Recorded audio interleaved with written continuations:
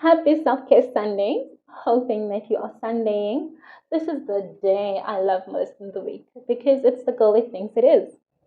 Sunday, I think the fact that it is built into a religious day, you're right, and holds that aspect, it has a consistency to it. I believe we've done this with Friday, we've done this with Monday because we're humans and we construct and create different realities. And essentially, that's exactly what we do when we assimilate our trauma to our identity. So, what do you want to do when we untangle and detangle that? For the purpose of one, identifying, have we done this? Have we done this in our identity as an individual, in terms of how we show up in the different contexts of our lives, in terms of behavior, habits, in terms of our responses to different stimuli, to different people, to conflict situations, to fun times. There are people who really just morph into different characters in different environments. And at the same time, either they don't remember that or have issues with accepting that that's a place that they go to or have come to actually justify that. This is not really bad, right? But we can't dismiss how it affects everybody else around us because then that gives it significance in terms of what it contributes to our reality and our world and those relationships within our world. Uh, in an ideal world, we have healthy communities and relationships. I'd like to believe, if not so, we endeavor to cultivate that. We are surrounded by intentional human beings that we identify with, that we love having, and we fit in specific spots. And in terms of the value in relating, in terms of what we bring to the table, it matters how we show up. It matters that we show up. It matters how we respond, react, engage. And these are some of the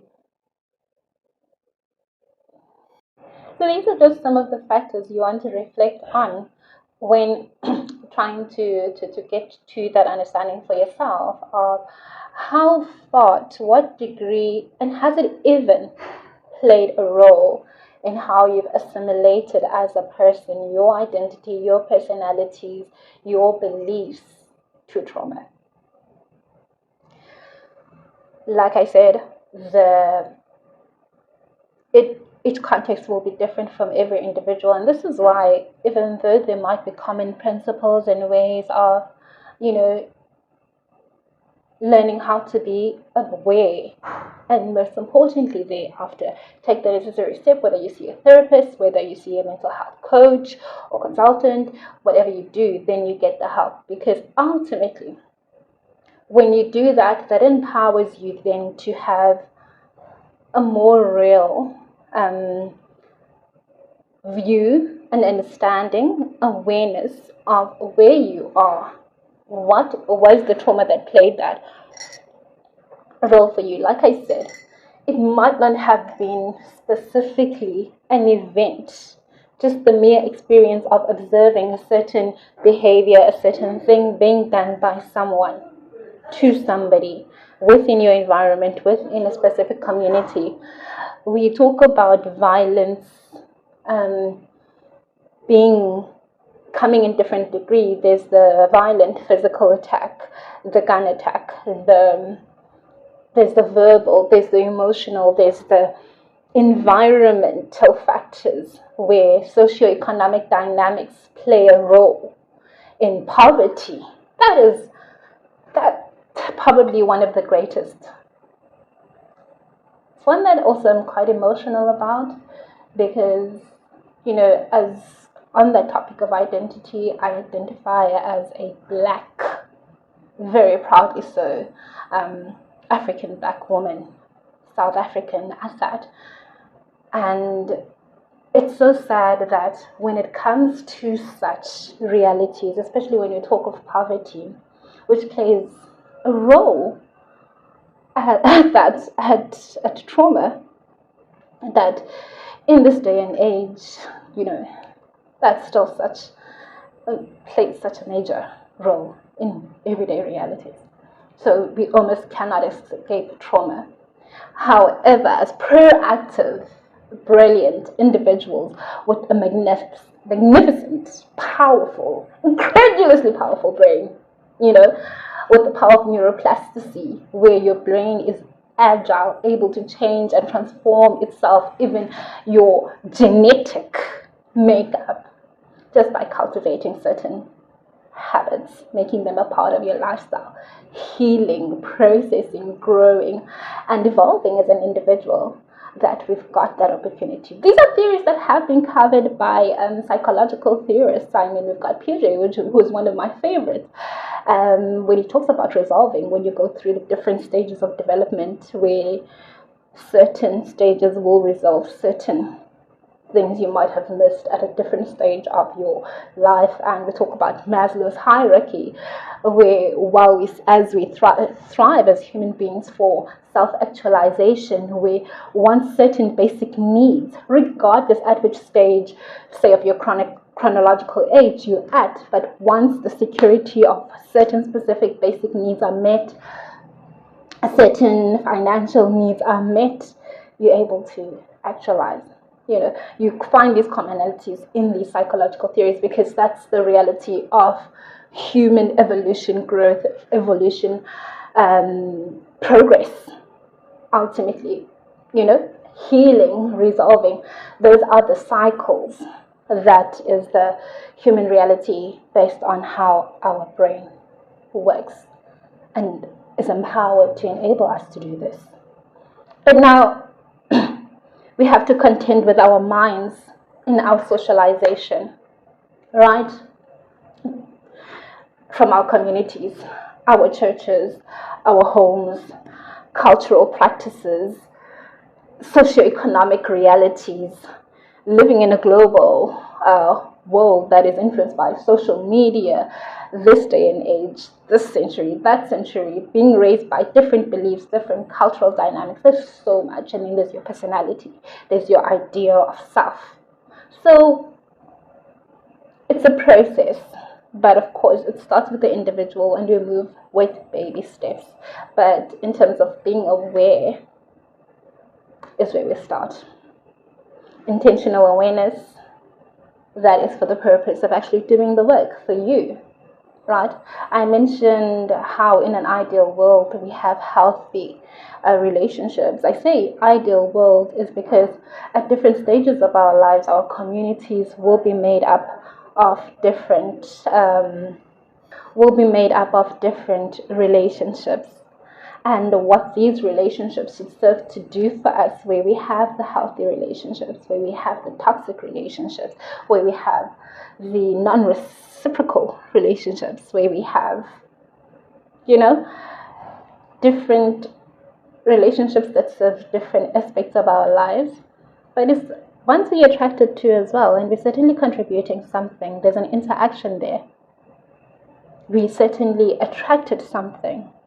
There was something in us that allowed us to be able to let that into our space and be able to live with it and relate with it, whether we're unhappy or unhappy, and what it contributes to our world. And thus, that self-awareness and self-empowerment is so necessary, that mental empowerment, because being aware that there's a mental health issue, which is just normal because we are human beings.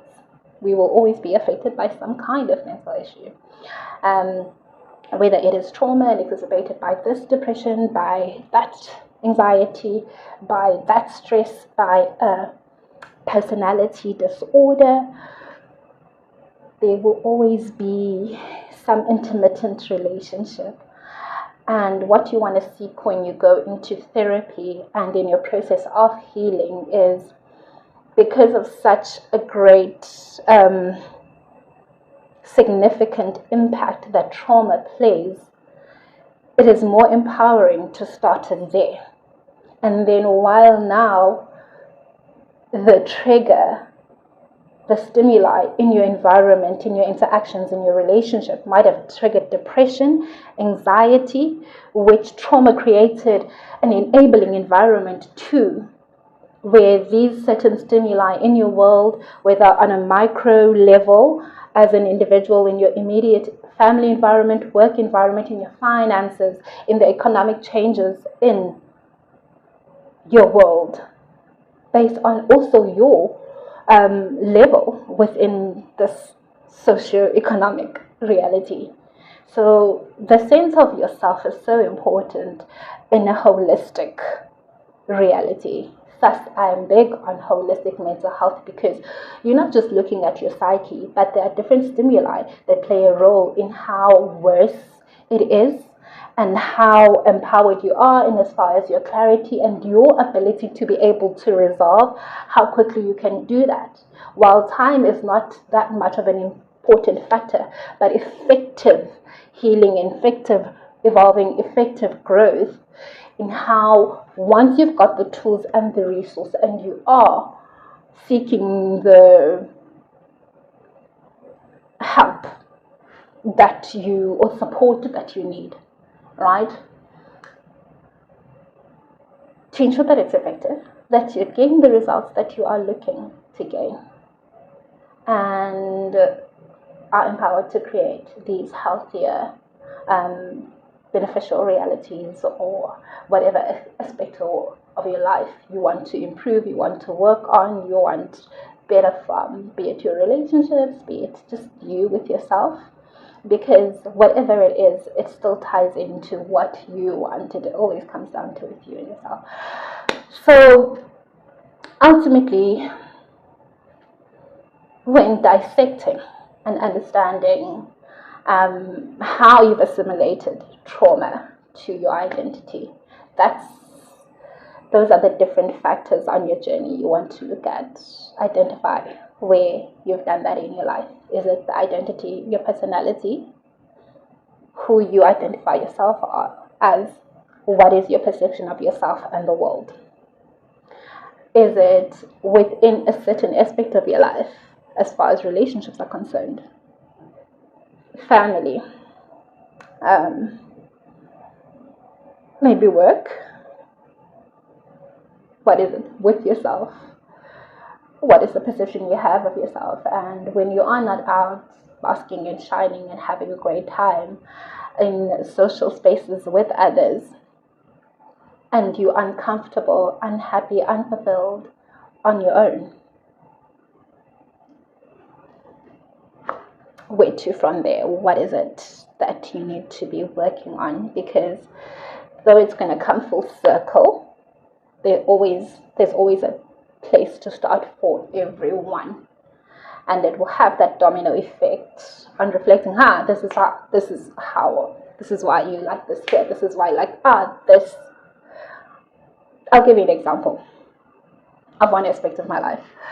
One of my goals this year was to be present in my relationships, in my friendships, in family, yes, even at work, colleagues and networks, but to be more present. Yes, I may be big on value add and ensuring that I add value this way, and this is the reciprocal relationship and value that I bring. But am I truly present? And I realized that I wasn't. And what have I put before everything else as far as that's concerned? Ambition, work, the pursuit of happiness as far as my goals and dreams are concerned. That I always put everything else on the back burner. Everything comes after. So it's like, okay, I want to be more present this year. But in understanding why I do that, if I look back, I come from a home of two ambitious parents who, without having taught us to be like that at all, who value family and family time and being there, and the importance of showing up in a relationship and being actually present, I saw them pursue their ambitions, both of them. Yes, they built this relationships and this home, and it is essential that they keep this bond, that they share this love that they share, and also they keep this home together. I mean, they had to make changes at some point in terms of not being there, but I watched them pursue their goals. And unconsciously, I became that. I was the child in my family that became that. I observed that behavior. It wasn't taught. But that's exactly who I became. I became the girl who was away from home, the girl who was always chasing my dreams, the girl who was always ready to go everywhere for her dreams and her ambitions. And everything else came after. It mattered, it was important, but number one. And then it is a matter of working on that. I'm working on it.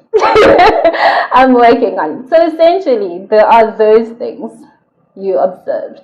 They weren't taught. There were those things you weren't conscious that this behavior in your neighbors, this abusive relationship, this exposure to this violence within your environment caused you to show up like this, to be more fearful, to take less risks, to seek caution, to be reactionary, because we tend to do that when we have assimilated trauma to our identity. Our reactions, our interactions are informed by what we seek, whether it's the fear of rejection, the need to belong, or whatever it is, approval. It will vary. This is not to say that your upbringing or your environment was negative, even in positive ones. Because while there is, if I were to break down the reality of my parents' ambition, it's something I admired, I really admired it growing up, and the work ethic and, the drive and how they allowed each other that space. It was something I wanted from my relationship. But it had such detrimental factors to my world, to my development. Not a fault of their own. But hey, it's the reality.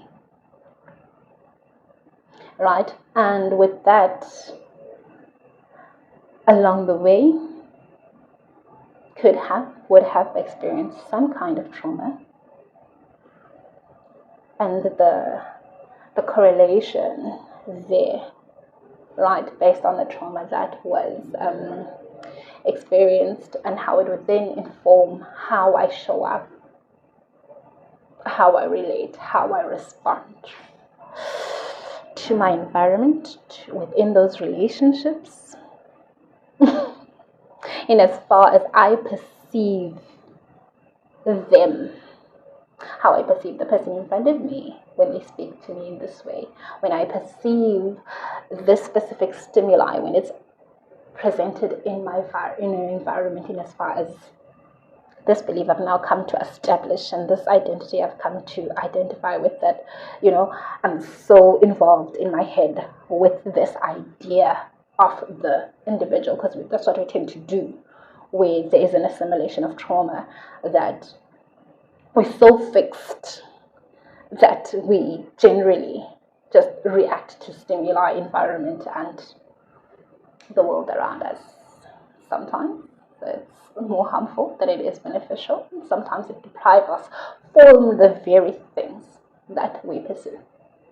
Because whether it is ambition, whether it's materialistic things, you'll notice that when you have actually accomplished and ticked those boxes, either there's something missing, either there's a whole lot that just disintegrates within you as an individual, whether it's not fulfilling enough, whether there's just some form of disintegration. It will be different for everyone, but you will feel it and you will know it. And you will see it. The more evident it becomes, the worse it becomes. So let's pay attention. Let's do the most. Let's be more proactive. Let's make mental health and striving for it pragmatic, realistic, and doable, palatable. Happy Self Care Sunday. Hope you're doing the most. Enjoy this, and let's explore more of this conversation from me to you. Sending love, sending light, sending all things beautiful. It's the Avant-Garde Mental Health Space with yours truly, Ziukwala Ngqothula Njani, into ezimnandi, honeypots overflowing, love and light.